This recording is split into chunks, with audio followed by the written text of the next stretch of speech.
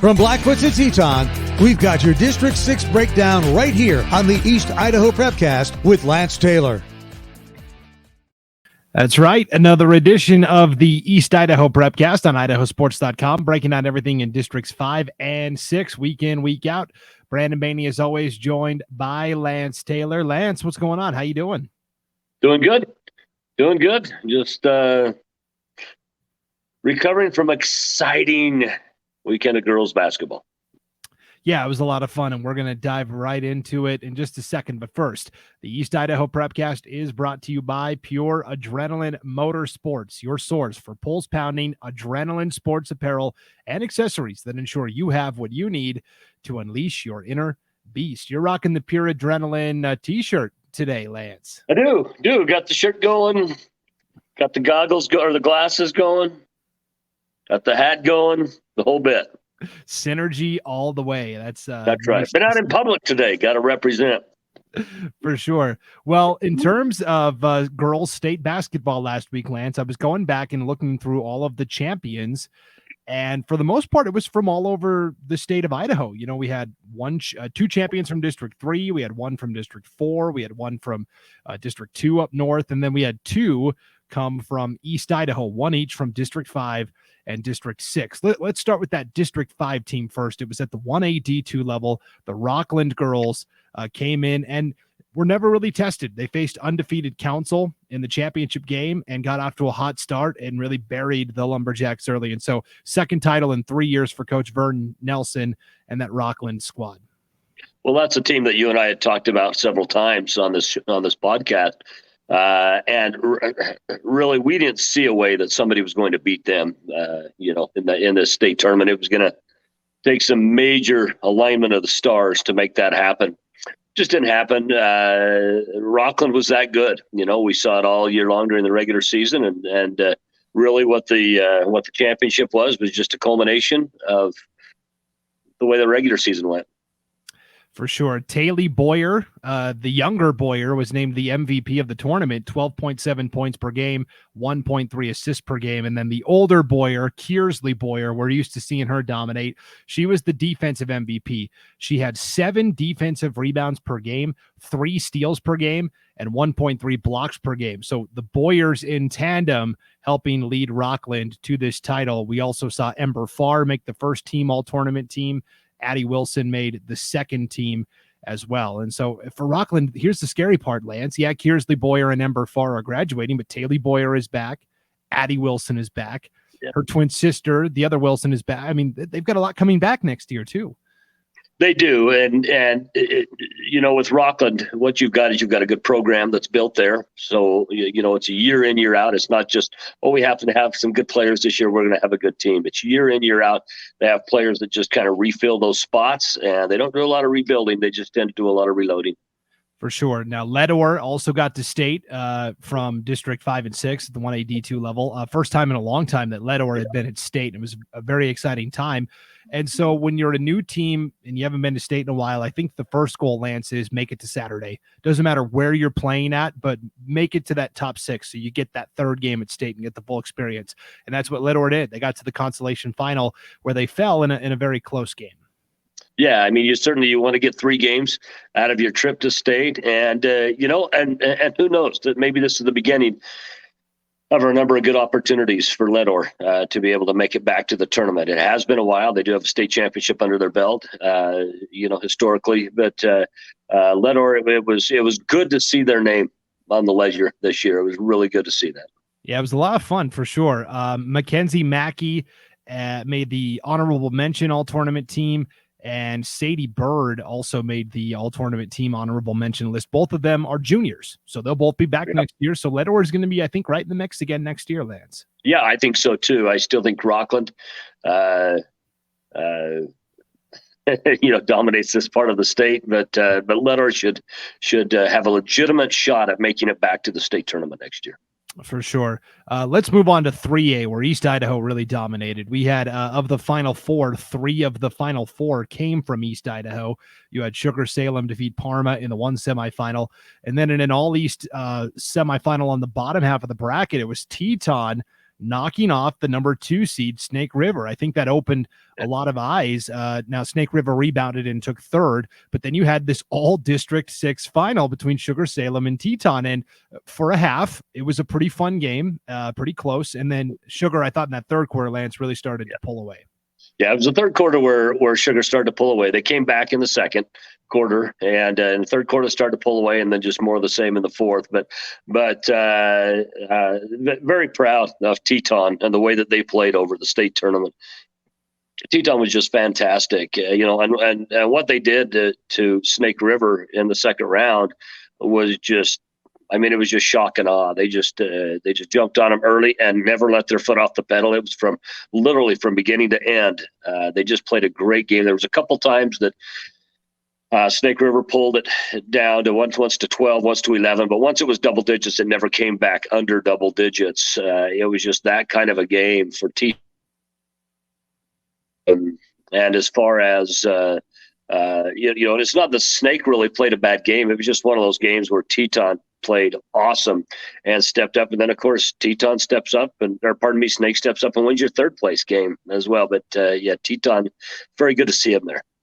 I will admit that Teton was never on my radar this year, and I think it's because they play in the same league as Sugar, and they get overshadowed a little bit. And so I was like, Teton, they're good, but how good are they? I'm always comparing them to like how they did against Sugar, and Sugar beat everybody like pretty decently this year. So that's unfair to Teton, I think. And I'll have to adjust my thinking moving forward when it comes to looking at girls basketball in the future, because Teton really did play very well and earned that 2nd place trophy. No doubt about it. Yeah. Well, and I told Coach Sean Coons all year long that I felt that Teton had the best athletes on the floor, and their athleticism was on display in that 2nd round of the state tournament. They're just a tremendous team. They did a great job. They just came across the juggernaut that is Sugar-Salem's girls basketball team. It's such a good team, so well put together as far as their balance goes, and where they get their scoring from, and they just hurt you in so many ways. But Teton's very good, and there was kind of a similar situation, when it came to volleyball. One of the top teams in the state was South Fremont. But South Fremont didn't even get to go to state. Only one team out of the conference went to state this year. So the state really didn't get to see another team that could have very well ended up in the state championship game against Sugar had they been on the opposite side of the bracket, but didn't get to go. And sometimes because of the success that Sugar has had in late years, I think you're right, that sometimes others get overlooked. For sure. Expanded playoffs. A lot of people banging the drum for that on Twitter and social media. Maybe we can talk about that in the off season. Yeah. For sure. All right. So for Sugar-Salem, the state champs, Crystal Daly, and another championship win there. Congratulations. Haley Harris, the MVP of the tournament, 12.3 points per game, 8.3 rebounds per game, 2 steals per game. Meg Fillmore, the defensive MVP, also from the Diggers, 2.3 steals per game. Kennedy Gillette, the great junior, who's going to kind of lead this next wave, because Sugar did lose some pretty good seniors. But Kennedy Gillette, the leading scorer, is back. She made the first team all-conference or first team all-tournament team. And then Katie Miller was an honorable mention selection. For Teton, you had Kinley Brown and Reese Coons both make the first team. And you had Tatum Street make honorable mention. And then for Snake River, Reese Baldwin, I believe she's just a freshman, right, Lance? Sophomore, but very good sophomore. Yep. Yeah, it's a young Snake River team for sure. Reese Baldwin won the 6th man award, 5 points per game, 5.7 rebounds per game, 1.7 assists, and 1.7 steals per game. Riley Edelifson, also a sophomore, great point guard. She made the first team, all-tournament team. And Reagan Van Orden was named an honorable mention. So, I mean, there's a lot of good teams in 3A girls basketball from the East. And there is. One of the things that Glenn Jones and I talked about during the state tournament was the youth in the 3A division. And I'm sure there's quite a bit of it across all the divisions too, but there are a lot of players, a significant amount of players that we will see back next year, and some of them for the next 2 or 3 years as well.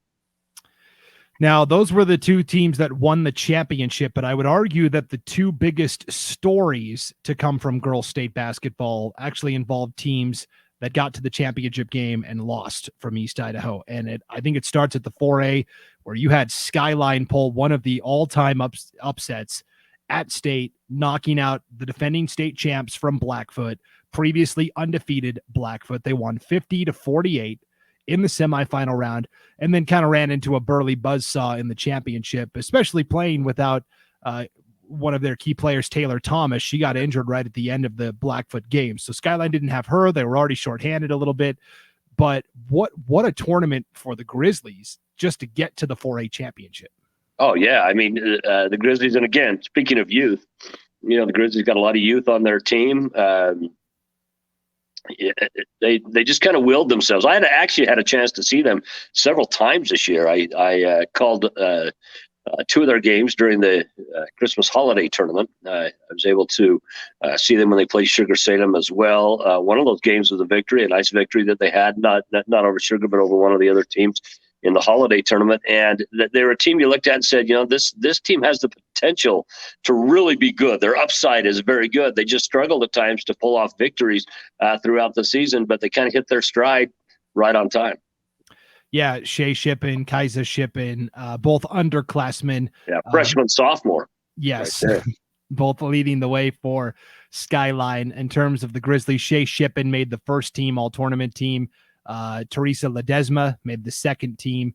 And then Taylor Thomas, despite that injury, still made the honorable mention all-tournament team. And kind of a cool moment at the end of that 4A championship, Lance, where head coach Ty Keck called the late timeout and subbed in Maddie Olson, the great senior who has committed to play basketball at Montana State University in the Big Sky Conference. Of course, she didn't play it all this year because of a knee injury she suffered during soccer season, but she suited up for the championship, had the knee brace on, and with about, 2 seconds to go in the game, Coach Keck called the timeout so she could check in. They announced her. Big standing ovation from the crowd. I really thought it was a cool, powerful moment. Yeah, it was. And it's also one of those situations you look at and say what the season might have been, if she'd have been able to play throughout the season as well. Unfortunately, she wasn't. There's a lot of what ifs out there. There's a lot of what if championship teams out there. And they happen to fall under that, a lot of the what ifs. But I'll tell you, they really did a good job. In spite of her being out this year, they stepped up and they made their season work and culminated in a state championship appearance. Well, speaking of what ifs, Blackfoot is going to be thinking what if, because all it took was one off night for all of their championship aspirations to go up. Now, they can take solace in the fact that a lot of these players won the title last year and they were just trying to run it back, but still, it's a tough way to go. Now, when you lose a semifinal game, Lance, it goes one of two ways. You either, show that you're mentally strong and you get up for that third place game, or you pack it in and shut it down and you don't really care how that third place game goes. Blackfoot rose to the occasion and brought home the third place trophy, which I thought said a lot about their team. Yeah, they showed up and they played. And again, you hit it there. You'll see that happen a lot. I think this year, as far as their game goes, most of the other ones was kind of the same way, where you had teams that really showed up in that third place game. And 3A was kind of the same thing. Snake River, expecting to go to a state championship, gets knocked off by Teton and ends up in that as well. And sometimes you worry about the motivation, and that's among coaches. But you know what? When you put the kids on a floor, they almost kind of forget what game it is. You put them on the floor, they just want to compete. And they just want to play that game, and they want to win that game. And I think that's certainly what Blackfoot did. Definitely. Kiana Wright of Blackfoot made the first team all-tournament team. Hadley Humphreys and SB Vergara made the second team all-tournament team for Blackfoot as well. And then the other nice story in terms of the big story I thought from East Idaho was Aberdeen. Here are the Tigers coming in as the 4 seed at the 2A state tournament, and they knock off the favorite, Grangeville, the number 1 seed in the semifinals. They get to the championship against Coal Valley Christian and led that game in the third quarter. Yasmin Ortiz was making some ridiculous outside, like 25-foot. That's right. And she couldn't miss, but then all of a sudden Aberdeen kind of cooled off, and Coal Valley just had too much size and skill. Yeah. Yep. The size of Coal Valley just caught up with Aberdeen, but very proud of Aberdeen. They did a great job. They got out, and they were kind of that silent assassin all year long, or they were kind of overlooked a little bit, ran under the radar somewhat, and then showed up and showed people really what they can be. Yeah, I'll admit, I got to see Aberdeen. I watched a lot of film on them this year, but the one time I saw them with my eyes is when they hosted Soda Springs and they lost. And I thought pretty convincingly. So I walked away going, I don't know about this team. Like, is their win-loss record puffed up because of who they played? Like, I looked at Soda and said, I know they went out and challenged themselves, so they're better than their record. Is Aberdeen better than their record? And it proved that they were. Yeah. And so they had a tremendous run at state. This was their first time at state since like 2004, Lance. It's been a long time. And I think you and I were both probably shocked that certainly I was, that Soda Springs didn't make it into the championship game. I really thought, Soda ran the gauntlet this year. Their record was not indicative of how they stack up in the 2A division.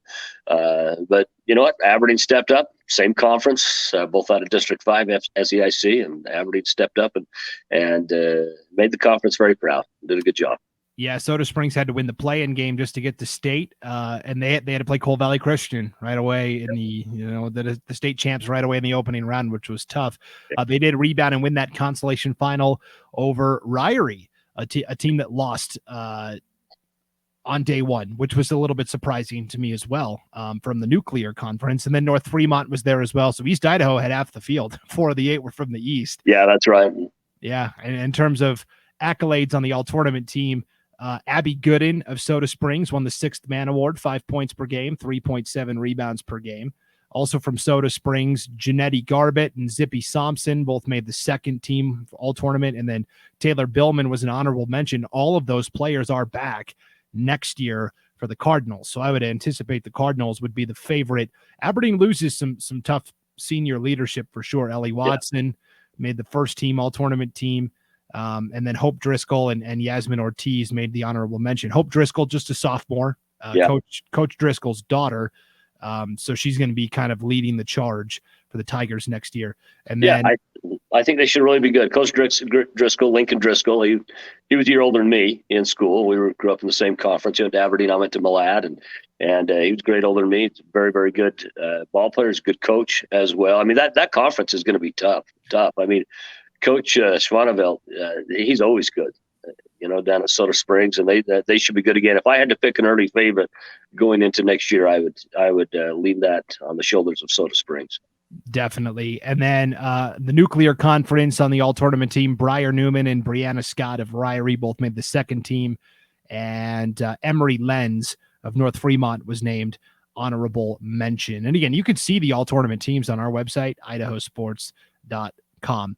1A D1, Lance, this was the other big story. Butte County went in as one of 3 undefeated teams at state. Blackfoot, Butte County, Council all went to state undefeated. None of them left undefeated. So it's a tough year to have that bullseye on you. And Butte County just got cold against Prairie in the semifinals and had an off night. And again, at state, that's really all it takes. Well, we kept seeing the text come across in our text group from, from the broadcasters covering the game for Idaho Sports, and you just keep thinking, they'll turn it around, they'll pull it out. It just never happened. In Butte County, of course, they would have ended up playing, a Lapway team. Talk about teams that have been tested, against a lot of various size opponents. But Butte County just had that lapse and it hurt them.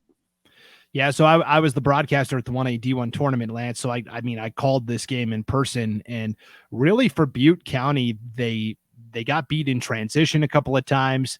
Prairie loves to get out and run, mostly because Lapway likes to get out and run, and they're in the same league, and so Prairie tries to mimic their style. And then they didn't have the same impact down low that they had in their opening round win over Wallace. Anna Knight had a double-double the first night for Butte County, and she was kind of neutralized inside. Yeah. And they just didn't hit enough outside shots. Kaya McAfee was doing what she could trying to get to the foul line, but Butte County just went cold on a bad night. And so, they finished here with 1 loss. They did win the 3rd place game over I'm trying to remember who they played. Raft River, and they dominated that 3rd place game. They won by 20 plus. So they ended their season on a high note. Kaya McAfee did make the 1st team all tournament team. Savannah Bird and Anna Knight made the 2nd team there for Butte County. And then finally the 5As, you had two conference rivals going at it in the first round, Rigby and Thunder Ridge, a 3 versus a 6. And it was Rigby, the 6, knocking off the Titans. That's right. Rigby had a good tournament. I called that before that game took place. I was talking to Glenn Jones, who I was broadcasting with, and we were just chatting about some of the other games going on. And I said that's one to watch. I says most people will take Thunder Ridge, and again, if you had to drop some money in Vegas on that, that's probably who you were going to put it on, was Thunder Ridge. And I says, but that is probably at best a pick'em game. And I says I'd take Rigby to win that. Yeah, and so Thunder Ridge battled back, won the consolation final, and Rigby got to the third place game where they fell against the top seed Lake City. But a fourth place finish for Rigby is a nice way, because again, coming into the season, I'm not sure, people were so high on Rigby. I think we all knew Thunder Ridge was going to be good, and then second place was kind of up for grabs a little bit. So. Well, it was, and they lost Jones from last year's team, Justin Jones, their men's coach. His daughter was such a good player last year, and you never know when you have to step up and fill some really significant shoes. It's tough to determine exactly how good somebody's going to be. But Rigby stepped up, and they came to play. For sure, Kylie Danzy, first team, all tournament team for Rigby. Cambry Barber made the second team, and Hadley Good was named honorable mention. All three really led Rigby at different stretches and really across the 3 games. For Thunder Ridge, you had Aspen Caldwell make the first team, all tournament team, and Kennedy Stenquist was named honorable mention as well. So overall, a pretty nice season for girls basketball in East Idaho. I think so too. I think very much, yeah. 2 state championships, 2 runner-up finishes as well. So you're looking at possibly 4 of the 6 titles coming back to East Idaho, and sometimes it just doesn't go your way, but pretty nice. Yeah, it was. So let's check in now. Let's switch gears and go to boys basketball, as district action has wrapped up in some places, Lance, and if not tonight and certainly tomorrow, because then we have state play-in games on Saturday. We're recording this Thursday evening. And again, if you're watching the video of this on the IdahoSports.com YouTube channel or Facebook page, I'm going to share my screen so you can follow along with these brackets. But if you're listening audio only at IdahoSports.com or wherever you download your podcasts, you can just check out the brackets. They're right there on our homepage.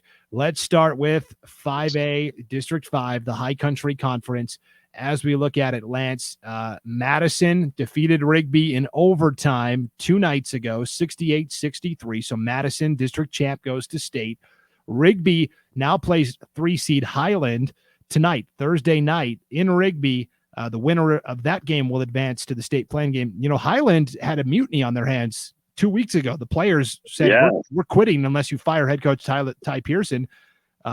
They nipped that in the bud. They came back, and they've actually been playing really well ever since that point, Lance. Yeah, they have played well. They had the overtime loss to Century afterwards. And, of course, during the rift of all that, when they set out the one game that would have been against Madison, but they have played very, very good basketball. I actually went to the Madison-Rigby game the other night. That was a back-and-forth game. Rigby had a 10-point lead with 7 minutes to go in the game, and Madison went on a 13-0 run.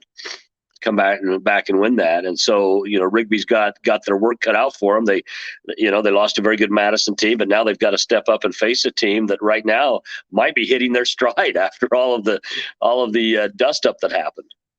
For sure. And I misspoke earlier, Lance. Whoever wins this game tonight automatically gets to go to state. Yeah, it's an auto. Yep. I was thinking of the 4As. And speaking of the 4As, we had another great battle last night, an overtime battle, as Hillcrest, the 1 seed, District 6. There we go. Okay. Hillcrest, the 1 seed, defeats Blackfoot 65-40. They kind of ran away with it. That was 2 nights ago. And then last night we had a great battle between Blackfoot and Skyline tried their best to make a play late, but Blackfoot held on. And so now you've got Hillcrest, the district champion. You've got Blackfoot, second place. They're going to go to the play-in game where they will have to play the 3rd place team from District 3. Now, here's the caveat, Lance. This is very difficult because Middleton, one of the best teams in the state for 4A basketball, got upset by Valley View at their district, which means Middleton will probably come back and take 3rd, which means Blackfoot is going to have to beat one of the best teams in the state in Middleton if they want to get there. That's right. That'll be an interesting game for Blackfoot, and it's going to be a steep challenge. This isn't a game you go in and just say, well, yeah, they can step up and win this. Can they? Yes, but they have to play very, very, very good basketball in order to do it. They cannot have, even a slightly off night. They have to go down. They have to have all guns a-blazing and do it right. For Hillcrest had a shock, or had a little scare about a week and a half ago. Isaac Davis went down on a play, was carried off the floor out of the game. They thought he might have an MCL sprain or tear. Everything turned out okay. He went to the doctor the next day, had a chance to talk to his father, afterward, but he ended up okay. And he's such a big part of that Hillcrest offense and defense, but specifically offensively, because he draws so much of a crowd inside.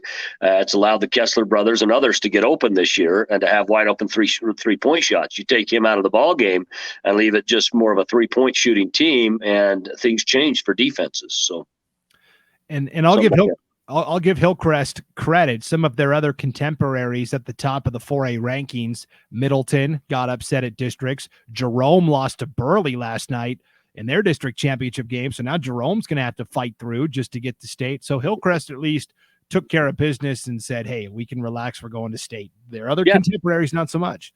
That's right. And you look at a team like Jerome, only had one loss on the season. I mean, Jerome's, should have really been the shoe-in for that. But again, you've got to step up and you got to play and perform every single night. Yeah, you can't have any off nights this time of year. That is for sure. Hey, let's break down this District 5 in 4A, the Southeast Idaho Conference. We knew coming in it was going to be a slugfest. Preston, Pocatello, Century, all really good. Pocatello won the first round game last week, 60-52. They then beat Century in overtime, 64-62 on a last-second jump shot, and the player who made that is escaping me, but it was as time expired. Pokey fans rushed the court. It was quite a scene. So Pocatello could at least breathe easy knowing, hey, at worst, we're going to take second, and if, whoever comes through has to beat us twice. Then you had Century, the 1 seed, playing Preston, and they eliminated Preston a couple nights ago, 68-55, which sets up this district championship game tonight, Lance. Century and Pocatello at the Pit. And if I wasn't busy at another game tonight, that's where I'd be, because that's going to be a fantastic game to watch. Same. I'm stopping by the Teton Snake River playing game tonight. Otherwise, I'd be down at the Pit in Pocatello watching that game. The Pit, if people haven't watched the game there, it is a great place to watch a game. When they built the new stadium, Pocatello High School, the boys said, no, we want to keep playing in the Pit. Yeah, it was. It's going to be. Yeah, hi. My dog is barking. She's excited about it too. Let's. She agrees. Yes, and talk about Preston not being at state for the first time in a long time, Lance. That's going to be an odd feeling for Tyler Jones walking in, because I'm sure he'll go up and watch the state tournament, no problem. But it's certainly going to be an odd weekend for him not being a part of that state tournament, because he hasn't only been a part of the state tournament, multiple time state champions, and another couple occasions has made it to the state championship game, but has not been able to come out as the winner in those. But most of the time he has, and so it's going to be an odd situation if they don't make it. On the other side of the ledger as well, it would be interesting if Rigby wasn't to make it. You'd have both Tyler and Justin that would really have, again, that odd trip to the state tournament just to watch, rather than to play in it. But Tyler's had a great run, and there's, you're not going to win it every single year. And, we knew going into this season that was a conference where we got one team in, and we knew that it was going to be a gauntlet just to get into the state tournament. For sure. Sorry, I left there for a second. I bribed my dog with a treat, so we should be all right. I saw you pull that $20 bill out of your back pocket. Is that what you bribed him with? That's right. Okay, hey, let's talk about 3A now, where you had Marsh Valley play Snake River in the district championship game. Marsh Valley won that 43-34. So the Eagles are back to state to defend their state title from a year ago. Snake River's got to play Teton now in the state play-in game. And let's bring up the District 6 bracket real quick, because Sugar-Salem, as we thought, really rolled to the district title over Teton 60-34. Now, I think Sugar's going to have their work cut out for them at state. They're the best team in their conference, but I think the conference doesn't stack up well with some of the others. And so now you've got this interesting play-in game between Teton and Snake River. I'd lean Snake River, but all it takes is one bad night. Well, it does. And not only that, but Teton is a team that if Teton gets hot, Teton's a very good outside shooting team if they get hot. And it's been a little bit of feast or famine at different times. But, they've also got some big players inside. Davis Wood, Ty Brown, those are all, those are both kids. Ty Brown 6'4", Davis Wood is 6'8". For Teton, and you look at that with the Roosevelt boys' ability to shoot from the outside, as well as some other players, and Teton it is a team that it would not shock me if they stepped up and with us. For most people, it would probably be a shock if they did. It would not shock me if they stepped up and beat Snake River. I'm actually going to go down and watch that game tonight in Shelley as well. Yeah, and then the winner of that still has to win a second play-in game to get to state. They will take on the second place team from District 4, and that's going to be either Buell or Filer. Yeah. So we'll see what happens there. Moving on to the 2As, where, boy, Westside and Bear Lake obviously have duked it out over the last couple of years, and for the second year in a row, Westside was the better team in the regular season. But just like last year, when it got to districts, Bear Lake just seems to, you've been on this all year, Lance, Bear Lake just seems to execute the plays in crunch time. They defeated Westside 29-27 in the first, the undefeated semifinal, I call it. And then Westside had to battle their way back through to challenge Bear Lake again. And Brady Shaw hit the game-winning jumper as time expired in overtime as Bear Lake won the district title 49-47 over Westside. So Bear Lake advancing to state. And now Westside's in a really tough spot because they're going to have to play either Nampa Christian or Coal Valley Christian for a state play-in game. And all of a sudden, I'm not feeling as good about Westside as I was before. No, I mean, that's a tough play-in game. I mean, we've seen it, and again, Bear Lake, I really thought Westside, as the season moved on, I really thought Westside would end up taking this district tournament. But you and I talked about Bear Lake several times throughout the season on this very podcast. And Bear Lake was a team I had a chance to personally watch them several times this year. And just felt like, okay, they're going to come up through almost kind of like Soda Springs' girls, you just kind of had that feeling that, okay, they're going to find a way to get to the state tournament, which they did. But it was, this Bear Lake boys team is a good team. They're not necessarily indicative of what their season record was. And I'm not saying they're as good as they have been over the last number of years, but they're certainly a good enough team to go to state and step up and win their conference and make the conference championship anyway. And take the automatic bid into there. That's a big deal for a Bear Lake team that did struggle at several different times during the season. Yeah, there's been a lot of chatter on the forums, sportsboards.com. It's our online forum where the fans can get on and mix it up and talk a little smack and break down the games. And we had a fan on there talking about, he's watched both of these Westside Bear Lake games over the past week or so. And he said Westside was kind of content to just settle for threes. They weren't attacking inside. They've got this all world talent in terms of athleticism and Bryler Shirtlift. They kind of got away from him. Blaze Brown is at his best when he's driving and then kicking, and those elements just weren't there. They were just settling for too many threes. So yeah, that's right. And it happened a couple games for them, and so again, they've got the tough road in because Coal Valley or Nampa Christian, that's no easy win. Yeah, for sure.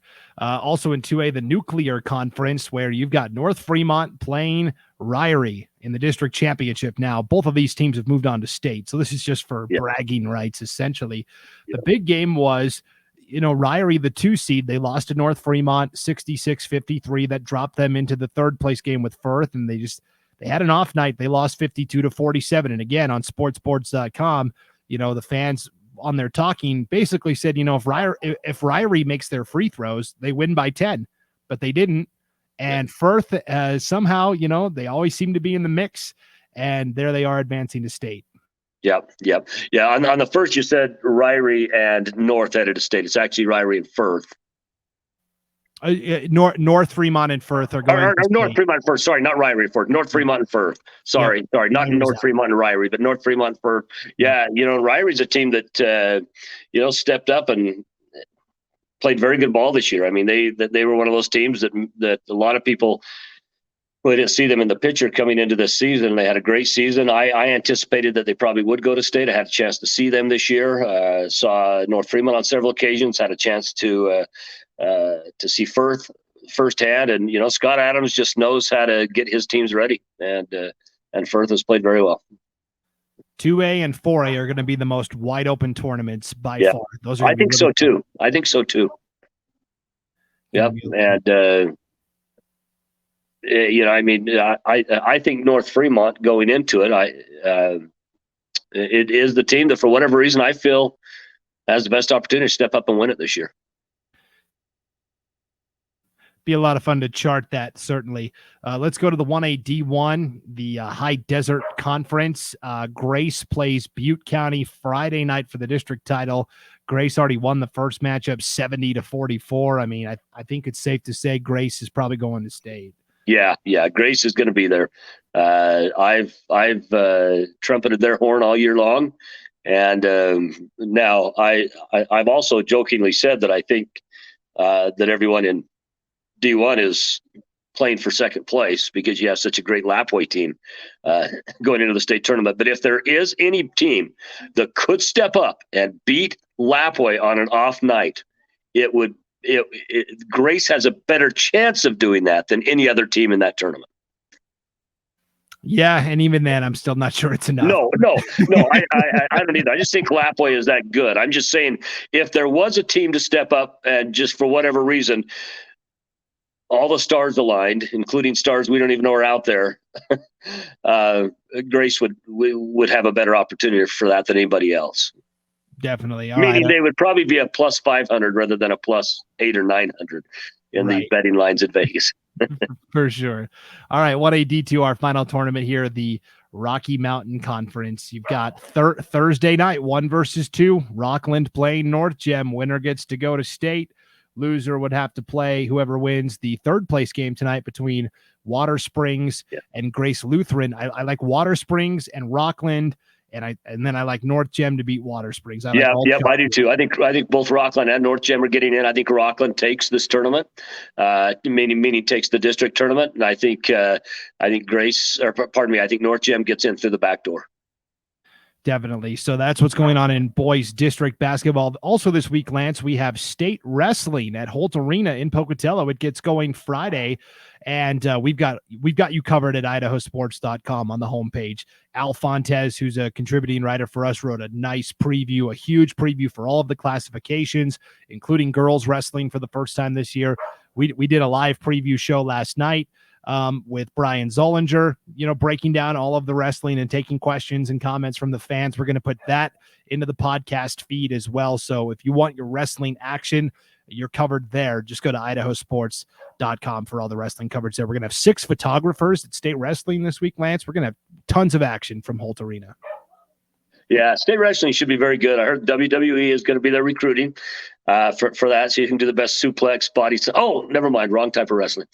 No, state wrestling, if you've never been to the state wrestling tournament and you're just a fan of it, go to it. It's down in the Dome this week. Go to it. It is awesome. I've always loved the game of wrestling anyway. I've always felt, I'm a big MMA fan as well, and I've always felt that it's the greatest base for anyone who, puts their future into things like mixed martial arts, which really, for wrestlers, that is the professional leagues. For a lot of them, obviously you have guys going to the Olympics and stuff like that, but we don't have, the equivalent like an NBA has or an NFL has, for these high school and college wrestlers. You've got, high schools can go to college, and pretty much for 90% of them, 99% of them, it ends there, so it is such a great combat base, and the wrestlers are good. It's great, and I think it'd be a shock here in Southeast Idaho if South Fremont did step up and win that for the 3A.